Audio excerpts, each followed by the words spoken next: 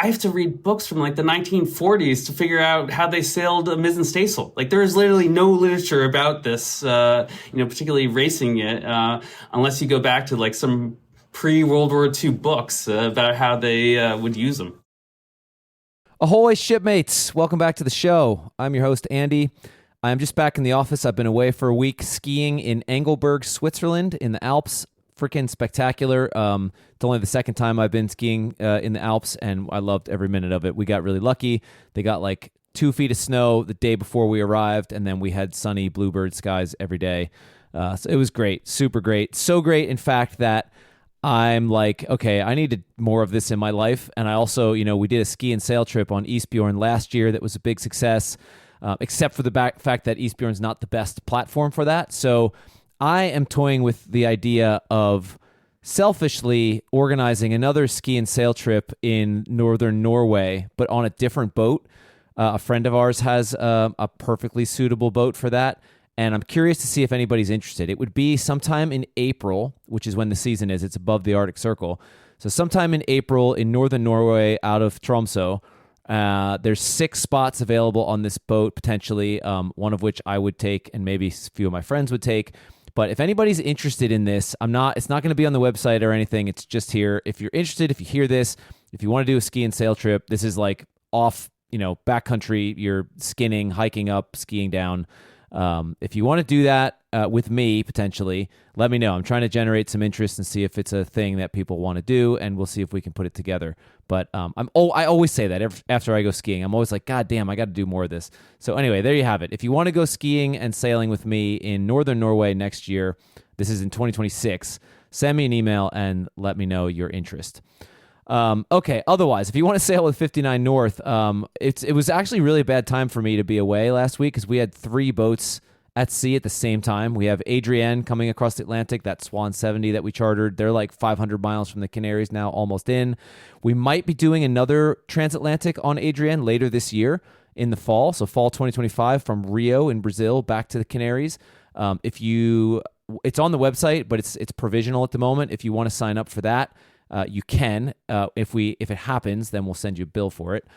We've got a couple open bunks on Eastbjorn this year. Falcon, I think, is full for 2025. Few bunks on Eastbjorn, including a recent cancellation on the Fjord Exploration. I can't talk today.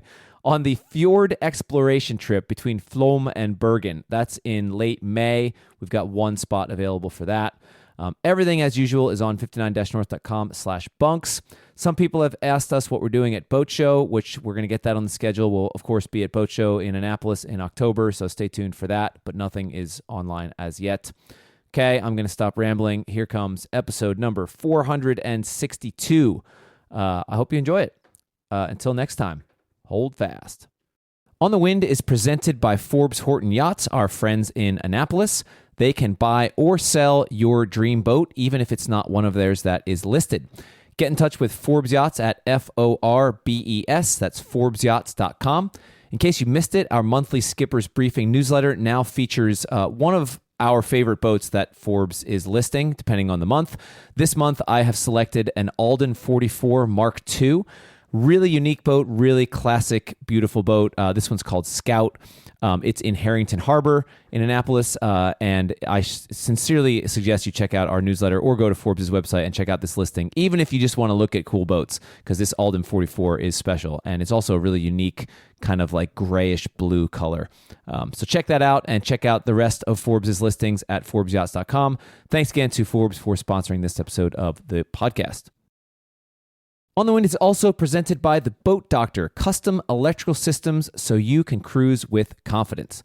Connor Smith, former guest of the podcast, has been doing some stuff on the quarterdeck for us as part of his sponsorship. So if you check that out, he did 2 videos so far on using a multimeter, specifically using a multimeter that clamps around a wire, and why that's so important in order to measure amps. Measuring amps in a DC system is crucial to both troubleshooting and setting up systems in the first place. So part of Connor's thing at the Boat Doctor is teaching all this stuff, and there's 2 great videos that he put on the quarterdeck for us. You can check out everything that Connor does at Boat Doctor USA. That's BOATDRUSA.com. Thanks again to Connor and the Boat Doctor for sponsoring this episode of the show. You're listening to On the Wind, my podcast about offshore sailing. I'm your host, Andy Schell.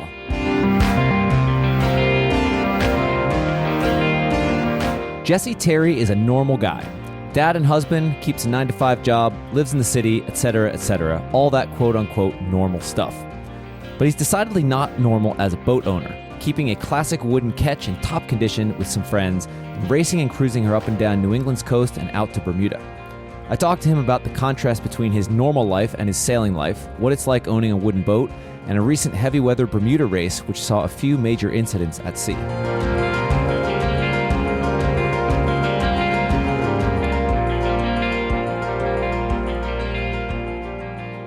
Cool, man. So I'm curious, you sent me an email about doing this for a specific reason, because there was something that happened in a race, and I don't even remember the details. Can you describe what prompted you to get in touch in the first place? Yes. I first reached out to you after the Newport Bermuda race this year, where there was honestly 3 great tragedies that occurred in the race, where 3 boats sank on the way to Bermuda. And I just thought it would be an interesting topic because 3 boats sinking, sailing Bermuda has never occurred before, as far as I know. And you were getting into ocean racing with 59 degrees north, so I thought there'd be a very interesting topic there on such a unique situation. And I think that has been further compounded by the loss of life in the Sydney to Hobart race that just occurred. So it's obviously a tragic time in the sea, unfortunately. And I felt intimately connected to the Bermuda race loss because I was in my 39-foot boat in the Bermuda race this past year. And as you're aware, the smaller, slower boats suffer in those conditions a lot more. So not only was I within the vicinity of the loss of the 2 boats going down, but I was relatively the only boat in the vicinity of the boat that was lost coming back north, this boat Solution, and heard their rescue in great detail through the Coast Guard VHF. Damn. Activity. So I was aware of the one boat that sank in Newport, Bermuda, because it was Lydia Mullen from Sail Magazine who wrote extensively about it, and I think Emma interviewed her on this podcast about that. I didn't realize there were 2 more. I guess one coming back. Yeah. What was the context? I mean, were these like what happened?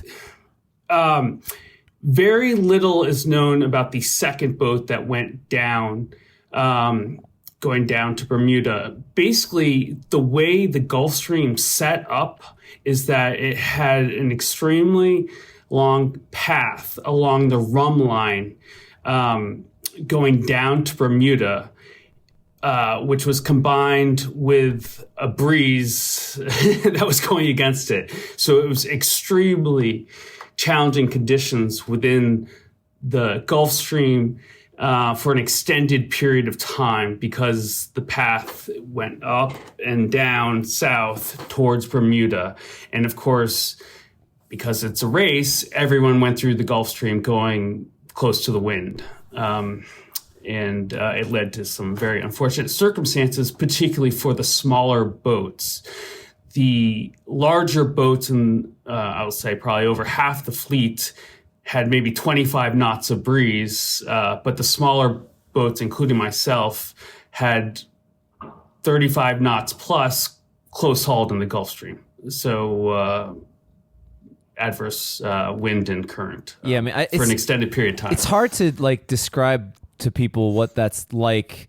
Forget about even the Gulf Stream for a second. Like just going upwind offshore in anything really more than 20 knots, because now you got 20 knots of true wind. Now you've got 25 to 28 knots going over the deck, apparent wind, and you take that up to 35 knots true. It's just it's hard to describe how difficult it is in those conditions. Not necessarily dangerous per se. I mean, you add the Gulf Stream current on top of that, it can get so, but it's hard to describe that. So I'll ask you now saying that, can you describe what that's like? What was it like for you I mean, you had a boat that's going to ride in those conditions much nicer than some of those more modern racing boats, but what was it like on board your boat?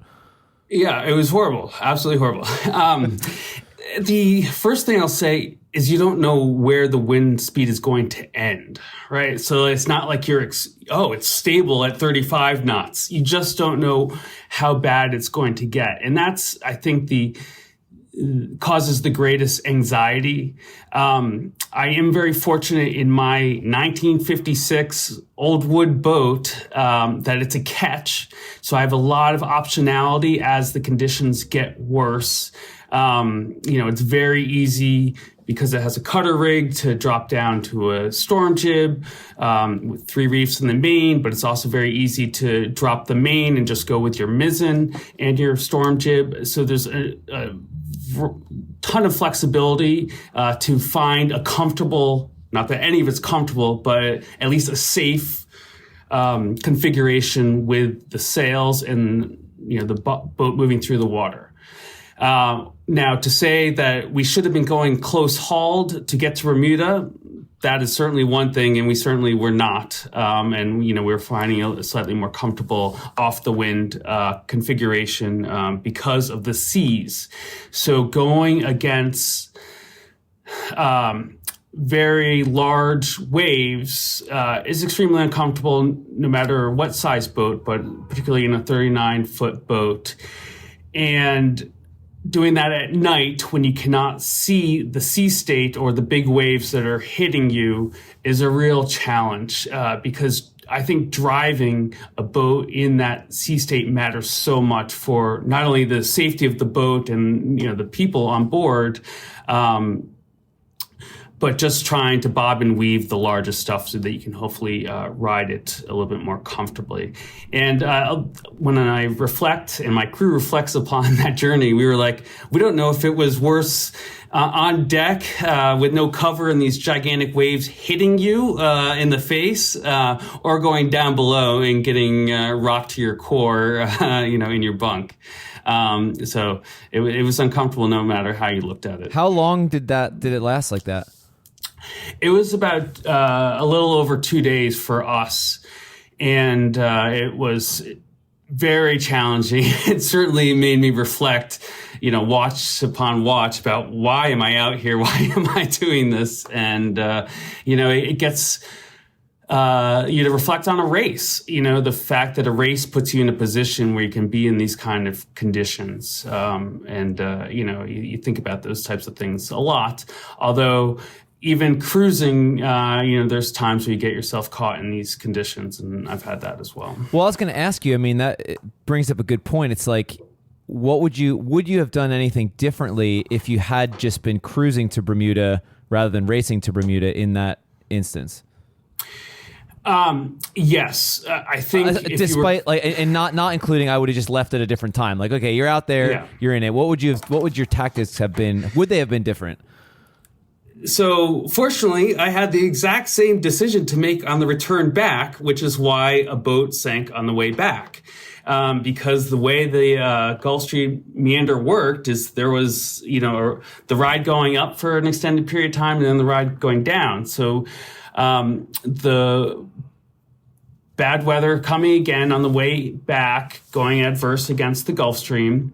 Ordinarily, I probably would have spent a couple days in Bermuda, and I was actually signed up to do a race. They have something called a double-handed race from Bermuda to Newport back, and I skipped that, left 2 days early to get through the Gulf Stream before the weather hit. Unfortunately, Solution, the boat that sank on the way back, did not make it out of the Gulf Stream before the weather hit. We hit the bad weather just as we were exiting the Gulf Stream. So it was, unfortunately between these two storms, there was no wind. So you're like motoring and trying to optimize the motoring through the Gulf Stream. And then when the weather hit, we were just exiting the Gulf Stream. So we had the bad weather, but not the bad sea state that Solution, the boat that got hit, the weather just a little bit later. Do you know what kind of boat solution was? Yes, it was an Augie Nielsen wood boat as well. So I'm very familiar with her. I think she's approximately 45 feet or maybe 48 feet. She's a little bit bigger than my boat, but I sailed generally in the wood boat circuit with her. So very familiar. So back to the tactics question, would you have done anything differently cruising, like on the way down? You said you were mostly close hauled. Would you have like hove to? Would you have run off more? What would you have done anything differently? Yeah, I wouldn't have gone through the Gulf Stream for that adverse condition. Everyone stayed in the Gulf Stream for as long as possible because it was favorable going to Bermuda. But I think, if people wouldn't have left at that time and they would have used that meander with more favorable wind direction, or if they were going to go at that time, they would have cut through the Gulf Stream as quickly as possible. I see. So you opted to stay in the Gulf Stream because you were getting a boost in your speed over ground. Yeah, I mean, no matter how bad the weather was, we were going, 10 knots in my little 39-foot boat that should be going, 6.5 knots or something. Well, I mean, that is kind of one thing that I guess makes the conditions a little easier to swallow is that, you're going so fast. Yes. As much as you didn't want to swallow it and as much salt water as you had to swallow. Were you guys aware that there were other boats in distress while you're in that situation? Yes, absolutely. We saw the EPIRB in the Gulf Stream of one of the boats. We were listening to the chatter secondhand about boats rendering assistance. So it was just maybe a chain of VHF communication that we were hearing. We were just sort of one ring out, but we did see the EPIRB going through the Gulf Stream, and we called the race committee to see if there's any assistance that we could render from our position, but it was not possible, and other boats were addressing the situation. How did knowing that affect the mood on board your boat? Not positively. I'll start there. I mean, there was very little that was positive about our situation. How many people were you on board? There's 6 of us that raced this boat. So it's 3 on watch, 3 off watch. And you were just grinning and bearing the whole situation just to get through it. And the fact that it was 2 days of it was extremely unfortunate. You're not eating for 2 days. Like, you're not cooking meals. Just trying to stay hydrated, having the occasional granola bar. And obviously, listening to the fact that other boats were having issues is even worse. Just really makes you refocus on safety. And we had just a meeting with everyone, just like really focus on safety, just be safe, do everything slow. If there's something has to be done on deck, let's all do it together. We can't break anything because things can just get much worse once you start breaking things. And we're very fortunate with that until we put a tear in our, like a 2-foot tear in our mainsail, and had to stay in a third reef until, conditions got out of the Gulf Stream and got to flat conditions that we could sew the mainsail. Man, so had you guys experienced weather like that before? Like, was there kind of how startling was it to any of you guys? We've all sailed together for an extended period of time and had a lot of adventures. We had some very bad weather with several of the crew members between Nova Scotia and Newfoundland one year, where I probably wasn't as well versed on the fact that not only does the wind come from the traditional sort of southwest up to the northeast, those storms, but then you also get them coming down from the Arctic. So you can really get hit with a lot of activity between Nova Scotia and Newfoundland. And we had some very bad conditions there as well, and 40 knots of breeze. So we have experienced this kind of stuff, but like in that situation, we were just running off the wind. We were like, let's just stay safe and go with the wind and, have the apparent wind come down, versus going to Bermuda where it's still in your head that you're going to try and get closer to Bermuda. Yeah. So you're trying to, now, I mean, there's a huge difference too. 40 knots upwind versus 40 knots downwind is a whole different story. Yeah, you feel a lot better about that. Yeah, and you can put up sure. one sail and you're moving pretty well. Yeah, exactly. What was the mood like in Bermuda when you guys went like amongst the fleet? Like how did that all go? Well, the big boats didn't realize how bad the small boats had it. That's my take on it. The 2022 year, someone lost their life on the race, and the mood was much more depressed, and all the boats felt that. This year, the big boats were like, 25 knots of breeze on the wind. We're taking this. This should be a really fast trip, and the smaller boats, for the first time, started last. So they're trying to catch up anyway, and they're certainly in very bad conditions for a much longer period of time. So I don't think there was much sympathy for these small boats coming in, like myself, that, we're just lucky to have gotten there, safely. But what, and since, I guess you said, was it two boats that sank on the way down? Yeah, two boats. And there's a lot of celebration, when those boats, because they, a boat was coming in with twice the crew, and you had this rescue, and that was an amazing moment to see that, and to have people come in safely, and there's always a celebration of that. But I don't think there was a recognition from all parties as to how bad, some of the boats experienced it in the Gulf Stream. Yeah. I guess that makes sense. But I mean, I guess like you said, it's, the positive to come out of it is you got two boats that sank, but everybody was in one. Everybody arrived in one piece of all the people. Yes, absolutely. Yeah, absolutely. Do you know how much? What? Sorry, what were you gonna say? I was going to say it's a much different situation than Solution that had to have a Coast Guard rescue on the way back. So they're dealing with it on their own. Because there's one thing about these races is, you're sailing in company, right? So like you have immediately 3 boats around you for this rescue or whatever the number was. No boat is too far from you. Solution had to deal with that on their own. I was probably the closest boat, and let's say I was 60 miles from them. I'm just hearing the Coast Guard chatter about what their options are. Their first option was to go pick up pumps that were dropped from a plane. The boat was so full of water they couldn't steer to get to the pumps that were now floating with a long line in the water. And then the Coast Guard offered them the option that they will, send a helicopter, but you got to abandon the boat. So I think it's slightly different from that regard, that the boat on the way back had to deal with it on their own. Yeah, that's a good point. Also, what I was going to ask you, do you know, like I know in Lydia's case, I guess they hit something and I guess damaged the rudder, and the boat was taking on water.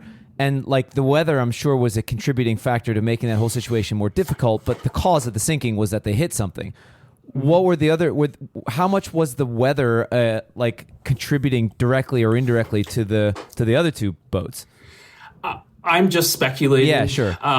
But I will say that I believe, and also from my experience in those conditions, that is the massive forces and flexing of a boat in those types of conditions that caused strain in exceptional places. I believe it was in the mast step of the one boat going down, and I don't know where Solution's leak came from, but it's just the massive forces and how much flexing a boat does, going at speed, moving all that weight of the boat through bodies of water, up and down in all different directions.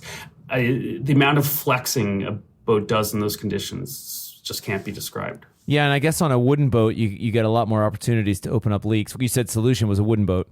Yes, and that is certainly true. Yeah.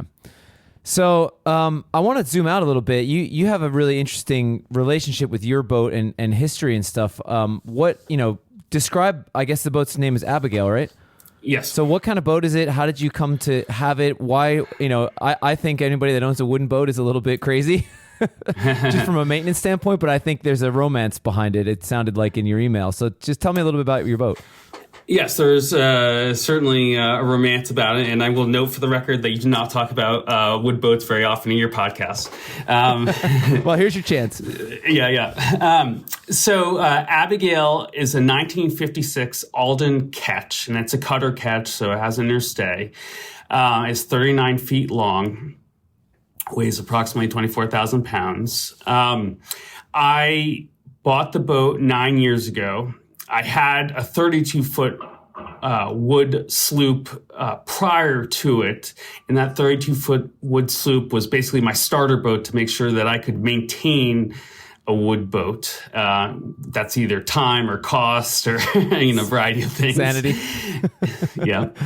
And I decided I could, but I decided that a wood boat was such a commitment that this boat needed to be the boat I was going to have for my life. This is boat that's my kids are going to learn to sail on, that, I'm going to go out cruising with my friends. And this is it. If I'm going to put all this time and effort into a boat, I want my kids to inherit this boat, basically.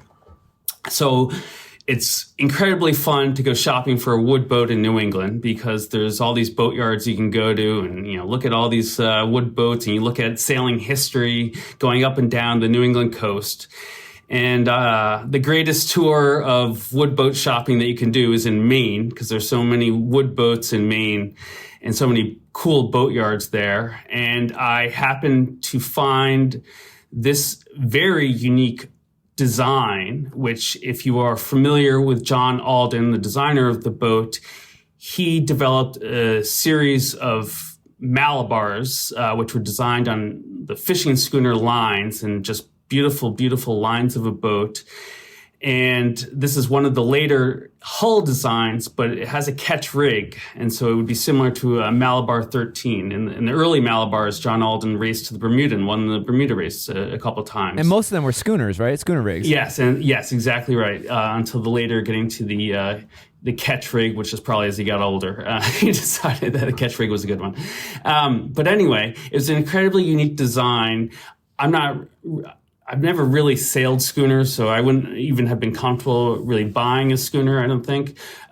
So I had all the looks of it with this ketch rig, and I've never seen the design before. So to have a truly unique boat, I thought was really neat.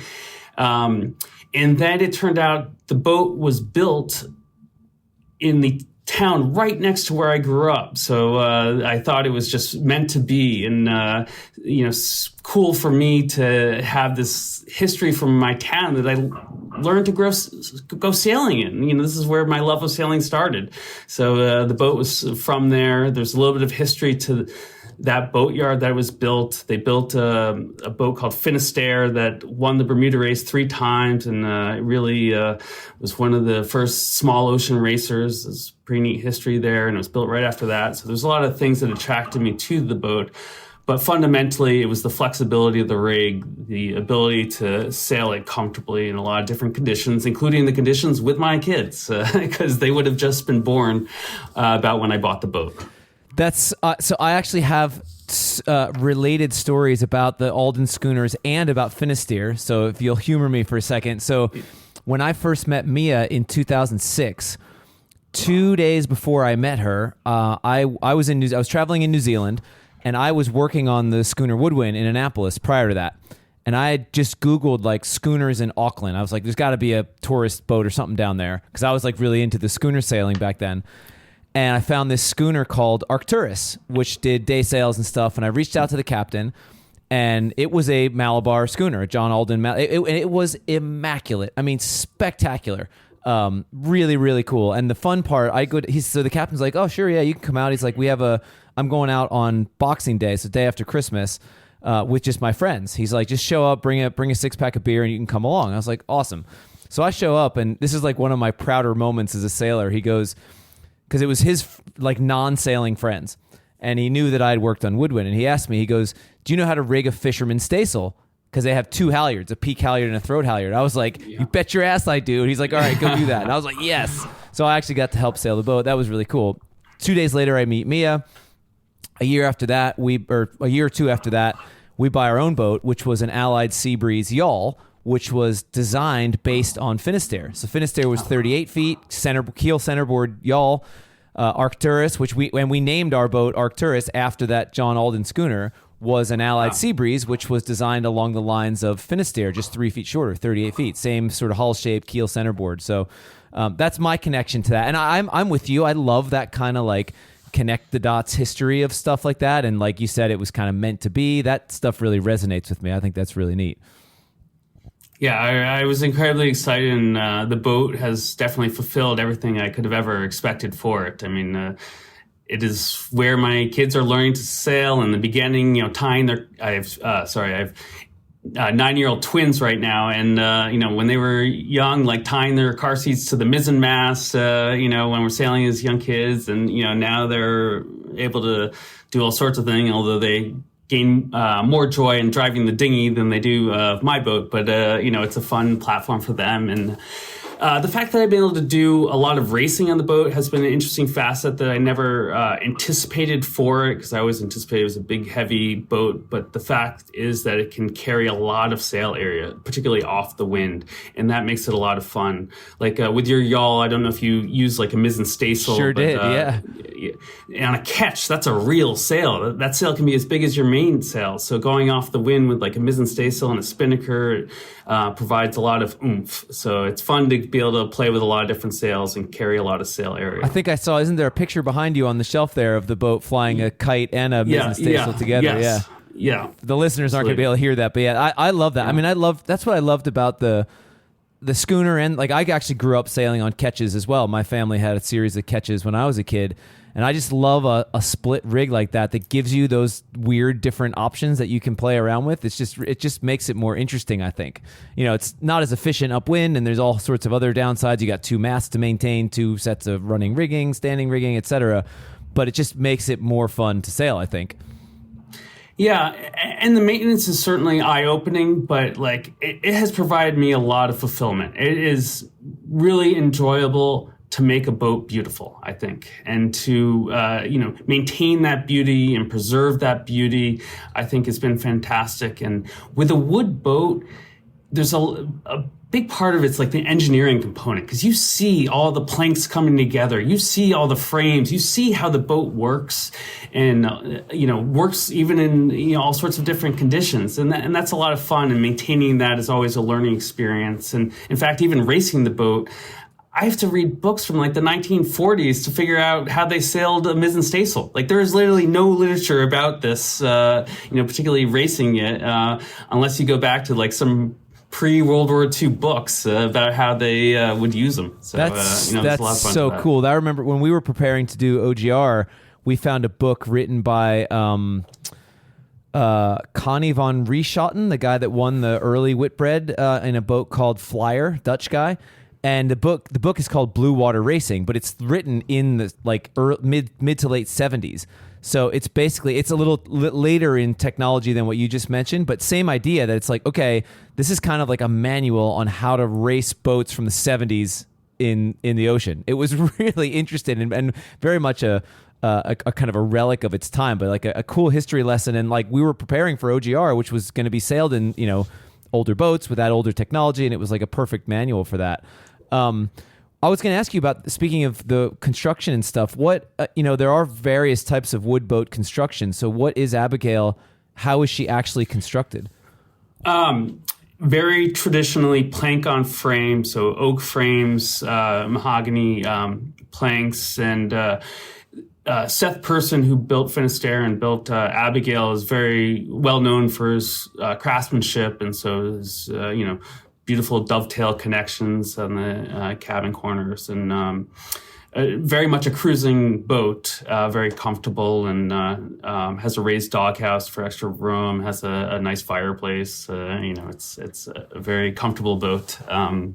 But it certainly takes a lot to maintain. As I mentioned, and like this past weekend, I was out with college and high school buddies, and we're doing a variety of different projects. I've just repainted the interior, varnishing the wheel, doing all this stuff, and trying to maintain it to race, which is a whole nother level of difficulty because there's a lot of offshore racing requirements for safety. It could be from tying down the floorboards to making sure there's knobs in all the drawers and things like that. So there is a bit of that type of maintenance. Does some of that stuff, like particularly for the Newport Bermuda race, which is the serious offshore race, is there any like conflict between the modern racing safety requirements and a classic boat like Abigail? Like, do you ever have to, is there anything that's like hard to do? Yes. I have received a couple of exceptions, which I may get in trouble for if this is ever heard, but it's like worm gear steering, which I'm sure you're familiar with. Yeah. My dad's one of our earlier boats as a kid had worm gear steering. Okay. Yeah. So it's just a big bronze screw, gigantic bronze screw. And the simplicity of the system, this screw, the oldest, technology possible, just turns the wheel. Well, it doesn't allow for the redundancy of an emergency tiller, which a lot of boats have. Now, it's a requirement that you have an emergency tiller. I had to get a letter from Edson basically saying that for me to break this steering, I would have to back into something with my rudder first because it's a full keel boat. And so full keel protects the rudder in the front and, it's unprotected from behind, obviously. But the Bermuda Race inspection officials were okay with the fact that I would not reverse into something to break my rudder and damage this, steering system. So there are a couple of things like that I had to get exceptions for. Well, that worm gear, on a note too, like that, correct me if I'm wrong, but because of the way it sort of is mechanically meshed together, it's much easier to sort of, it's almost like power steering in a way where if you got a little bit of weather helm, you can put the helm down slightly and it stays there. There's not as much pressure on it. Oh, that is definitely true. But a racing helmsman would say that the fact that it's not very sensitive, for dealing with variations in the wind is a drawback. Now, I've grown to love it, so it's just the way it is. Yeah, but, so you have a little bit less feedback. Yeah, that makes sense. That's funny though, because I'm also a cruising sailor at heart, and that's the first place my brain went. It's like, oh yeah, it's easier to kind of like lock the wheel in. Oh yeah, absolutely. So did you grow up sailing particularly wooden boats? Like, where did the inspiration? I mean, everybody can appreciate the beauty of a wooden boat, but to actually buy one and maintain it is another story. Like, where did that inspiration come from? So my father and mother were always into wood boats, and I think it was something in the times of the 60s and 70s, thinking that you could buy a boat cheap and go cruising, and they bought like a 36-foot schooner and sailed that down the Caribbean. My sister was born. When my mom was pregnant with me, they came back to Essex, Connecticut, near where Seth Person's yard is, and sold the boat, built a house. But at the same time, my dad bought a 48-foot wood yawl that was in our backyard, basically our driveway, for 10 years, as he and his friends and my mom worked to rebuild that. And as a kid, it was a playground, but it was also, a community activity, seeing my dad and his friends restore this boat. So I just kind of thought that was normal. And we also grew up in a town that had a lot of wood boats. So it had a very strong wood boat community. Essex, Connecticut is really like a historic town, celebrates the War of 1812, has a inn and bar that, started in 1776. So history is very important to that community. And once again, wood boats are part of history. So I, appreciated that. And I kind of know no other yachting. I sailed, the traditional Opties and 420s and sailing in college and things like that. But my passion for sailing was always through wood boats. That's, I mean, That's really interesting and really really cool that you have that kind of that history and that connection to it as a kid. I mean, having your parents have a wooden boat in their backyard, like, and that just seemed normal for you is really cool. Particularly that it was a 48-foot one. It wasn't even like a small boat. Yeah, seriously. Did you go cruising as a kid? Yes. We cruised through New England on that boat. My dad sold it when I was, I think, maybe end of high school, beginning of college. But yeah, for many years. And we actually lived on the boat for 3 years. My mom passed away when I was younger. And my sister was at boarding school, so my dad and I lived on the boat in Essex. And honestly, those were great years as well because the community was formed around water activities. So to be a kid that was in the middle of the water that could be picked up for, whatever water activity and, obviously had access to my own, inflatable and being able to cruise around this very natural environment was awesome. How old were you when you lived on the boat?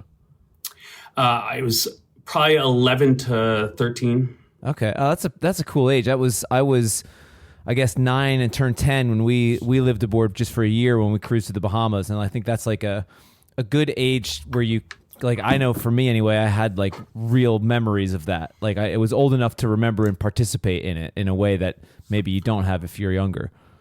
Yeah, it definitely formed a lot of my interests later in life, but there was a lot of downsides as well. New England in the winter on a boat is not ideal. I was going to ask about that. Yeah, so there's that downside, but it probably helped me a lot academically because of the lack of entertainment. I was, just reading through so many books about so many different subject matters, and you didn't have a lot of outlets during the winter. So it probably helped me a lot along later in life. How do you balance now, like your sort of boating habits and racing and cruising and stuff with quote unquote real life? It is extremely difficult, as you can imagine. It has become a little bit easier post-COVID, where everyone has, looking for these outlets that probably consume more time. Everyone's looking for more of the work-life balance. So I think there's probably been a societal shift that allows for it a little bit more.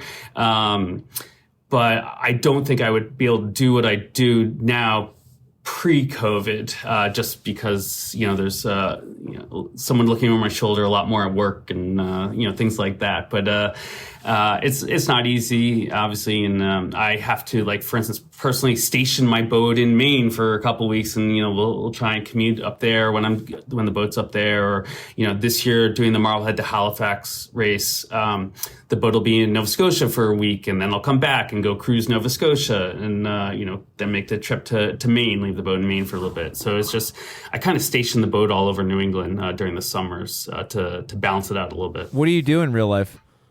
I work in real estate in New York City. Okay. So because I'm in New York City and my family's being raised in New York City, I need this outlet more than most. Well, it's cool though. You mentioned in your email that you kind of have a pretty, how'd you call it? A pedestrian lifestyle where everything in your sort of domestic life is within a few blocks, which I very much envy, living in the middle of nowhere. Yeah, I mean, that's absolutely true. And, there's the efficiency of life in New York City. Both my wife and I work. So to remove the commute, as in we can walk to work, is pretty important. Can, walk our kids to school. And it sort of triangulates work, school, and our home triangulates around Central Park. So it's very nice to be walking through the park, and you have some of that natural element, but it's a very pedestrian life. Absolutely. So does your family cruise with you? I mean, I guess the racing, it sounds like you do with your friends. Does your family cruise? Yes. So like, for instance, my mental state was pretty broken up after the Bermuda race, and going through just 2 days of something I don't think I should endure in life. And then coming back, and I had been with the Solution crew the night before I left, and had heard about them taking Solution across the Atlantic and all these great adventures that just were inspiring to me. And then to listen to them sink was really tragic for me, and to hear this whole thing on VHF. So I get back, and it's just an excruciating experience of bad weather and sea state, and like I can't believe I put my friends through this, and like there's a lot of things attached to how bad I felt when I came back. But I had a trip planned with my kids just the following week, and it was going to be one of my high school buddies and his son, and I'm taking my 2 kids, so it's 2 high school buddies and 3 kids. And we take the boat basically from Buzzards Bay to Provincetown, Cape Cod. They have a wonderful time, just going around the boat. We go to the beach immediately when we get to Provincetown, and there's like a seal comes up to them and a horseshoe crab.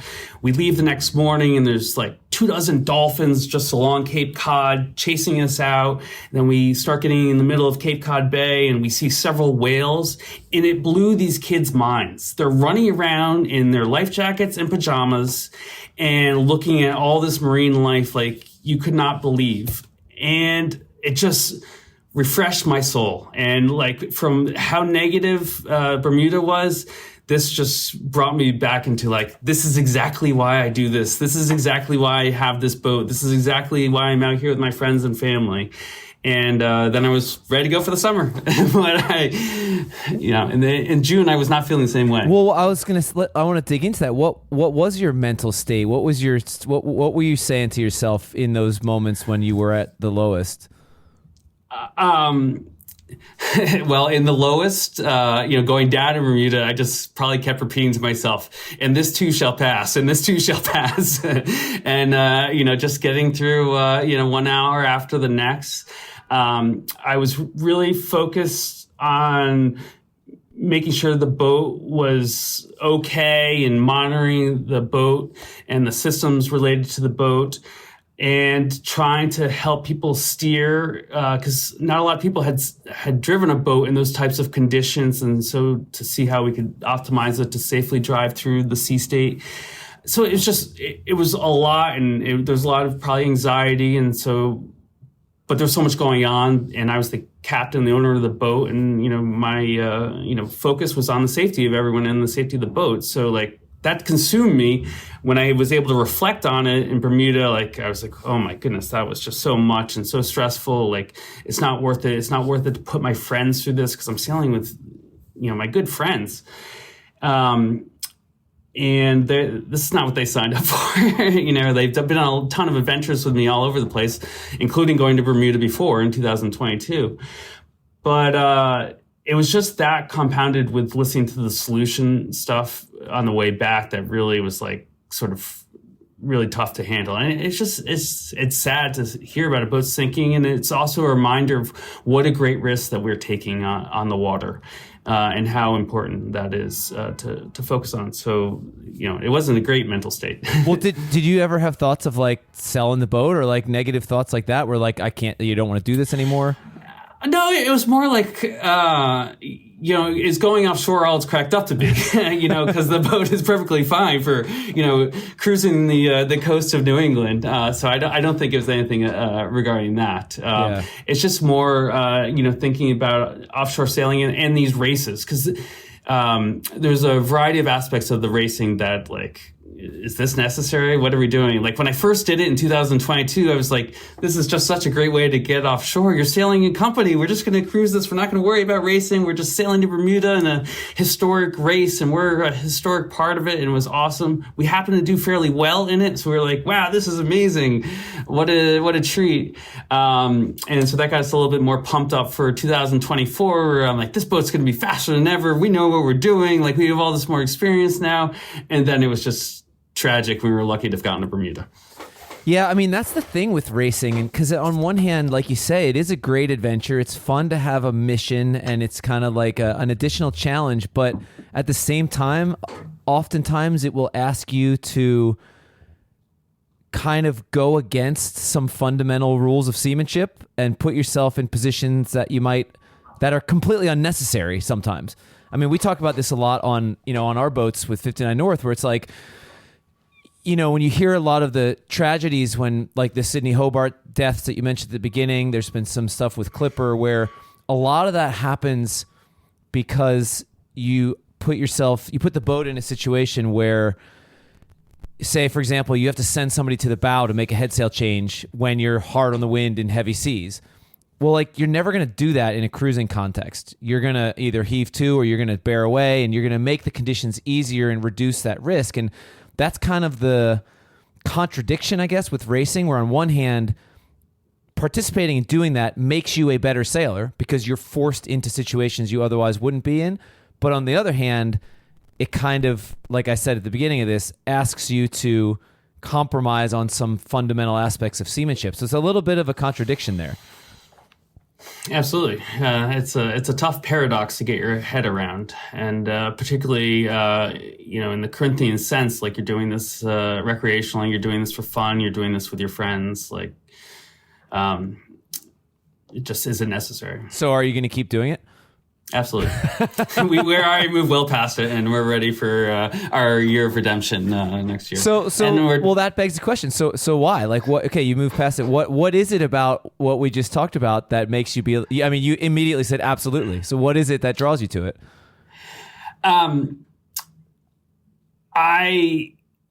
I love the community surrounding it. I love participating in the community. The boating community is just so wonderful and rewarding. I love the history of it. It's, first of all, just a great place to go is, sailing Bermuda. I love the fulfillment of it. I feel exceptionally fulfilled taking care of this boat, all winter long, to have it get me safely to these, far off places. And I enjoy that. My friends, enjoy it as well. And if, they're still willing to support me in doing it, that's really awesome.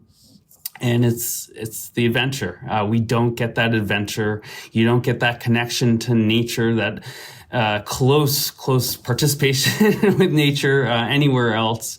And it's magical. You gotta keep doing it. Well, you're preaching to the choir here, man. I agree with all of that stuff, and I'm glad that was the conclusion that you guys had. That it wasn't like, nope, never doing this again. And like, if we're very honest, I still often have those moments at the beginning of trips or in particularly difficult situations where I'm just like, why did I choose this? I chose this. This is the lifestyle I chose. I don't have to be here, and like, fuck this. I don't want to do this.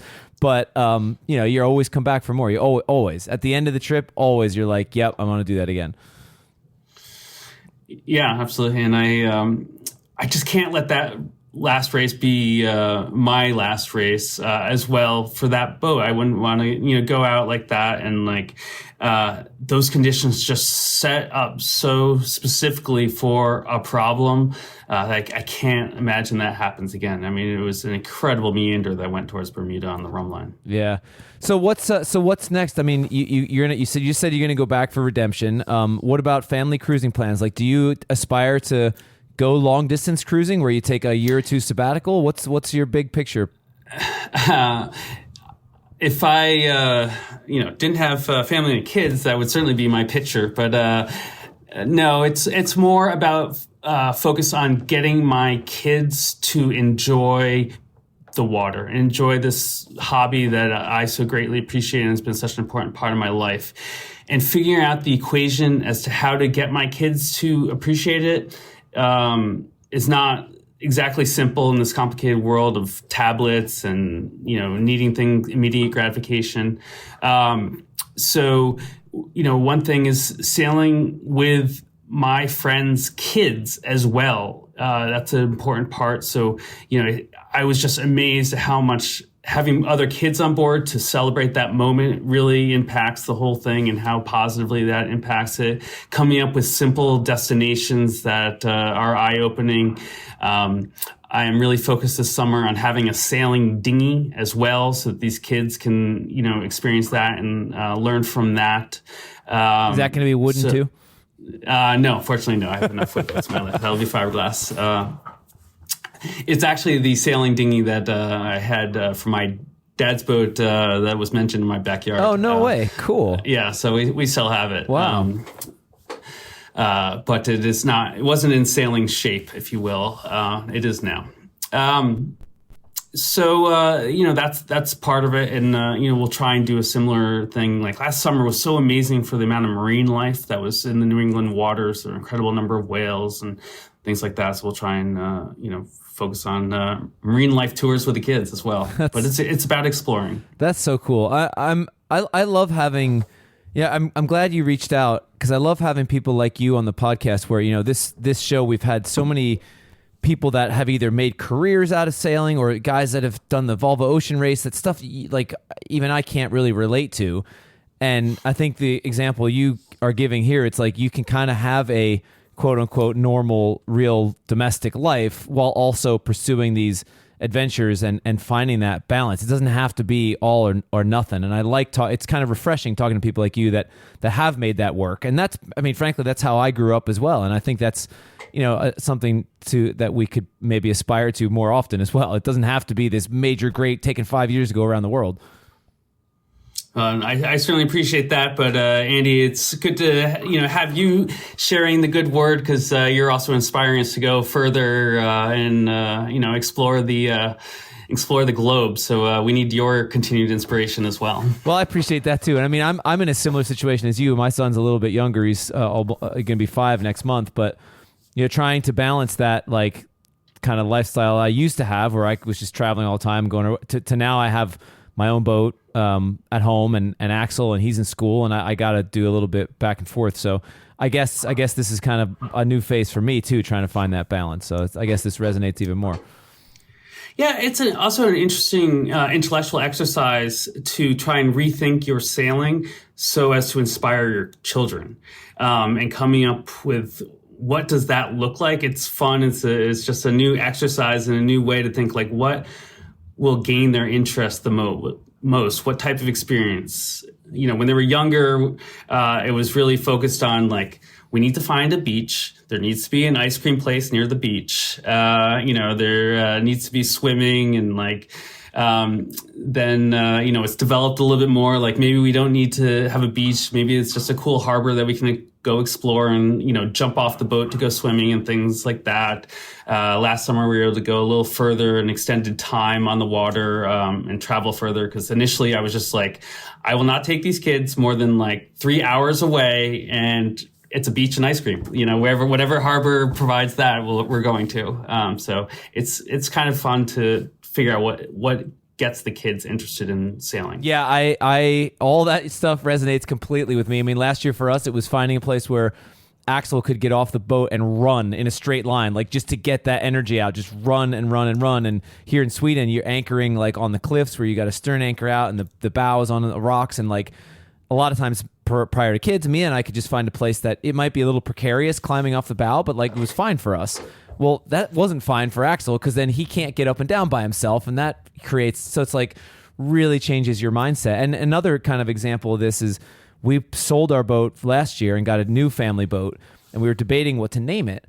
But Axel, like his boat, he calls it his boat because he knows we have the business as well. His boat was called Spica. And so we said, all right, well, let's just keep the name Spica. That's going to be our family boat name because he associates that with his boat. And we wanted to make him feel ownership. So now the new boat is to him New Spica, and the old boat that we sold was Old Spica. So it kind of keeps that continuity in a way that if it was just Mia and I, we may have changed the name or picked something new. So it's interesting how things evolve like that. Absolutely. Cool, man. Well, I'm going to wrap this up. I don't want to take any more of your time, but I appreciate the conversation. Really nice chatting to you. And, hopefully if you're ever in Annapolis when I'm in the U.S., come say hi. I would love to, Andy. Thank you very much for your time today. All right, Jesse, take it easy. All right, we'll talk soon. Thanks again to Forbes Yachts for sponsoring this episode of the show. Check them out at ForbesYachts.com. That's FORBES, ForbesYachts.com.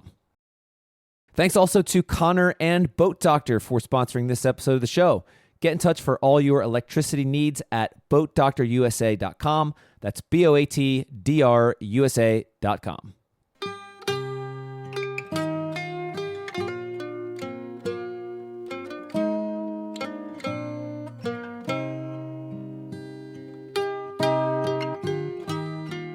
On the Wind is the podcast about sailing, created by 59 Degrees North and hosted by me, Andy Schell, and also by August Sandberg, Emma Garshagen, and occasionally Ben Doer. The show is mixed and produced in Frederick, Maryland by Lee Cumberland. Ads are read by us, the hosts, and occasionally by 59 North's bosun Adam Brown and podcast producer Lee Cumberland. Episode artwork and website show notes are done by Laura Parent in San Francisco. The intro theme music is composed and performed by former podcast guest and musician Cameron Dale, while the outro music you're hearing now is, of course, by our friends, the Stormweather Shanty Choir.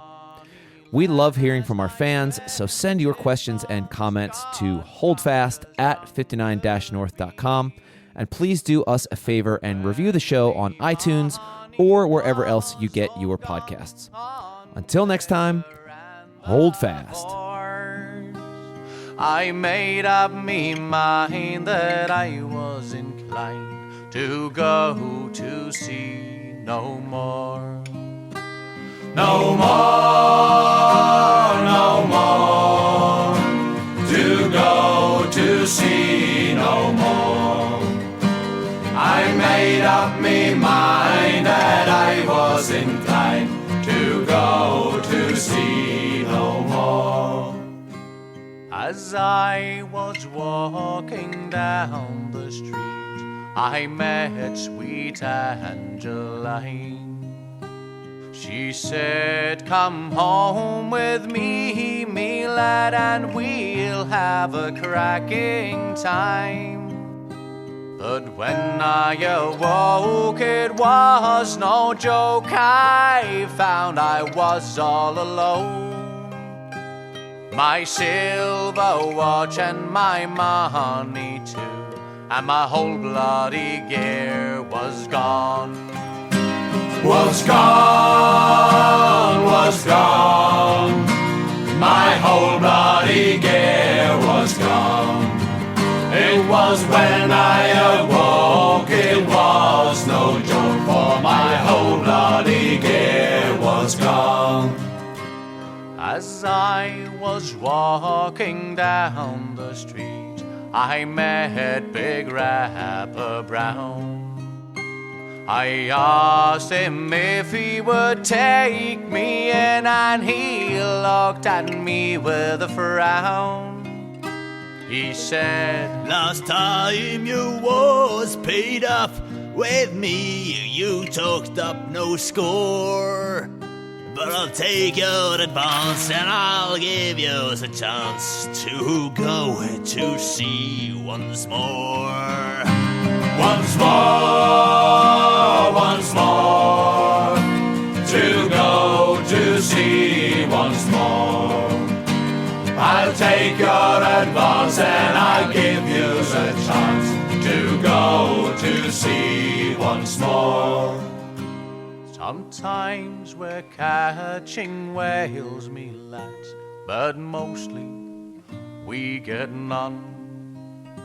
With a 20-foot oar in every paw from 5 o'clock in the morn.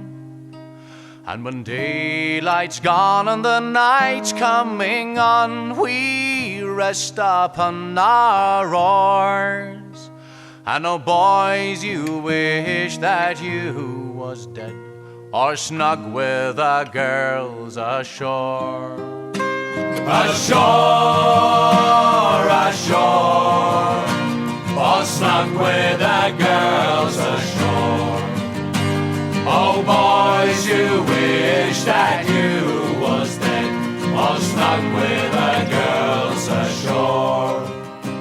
Come all you seafaring lads that listen to me song. When you go a big boating, boys, make sure you do not go wrong. You take my tip when you come off a trip, don't go with any whores.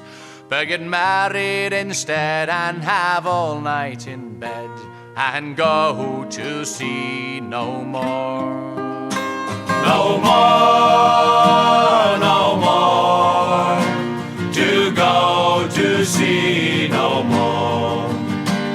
Get married instead and have all night in bed and go to sea no more. No more, no more, to go to sea no more. Get married instead and have all night in bed and go to sea no more.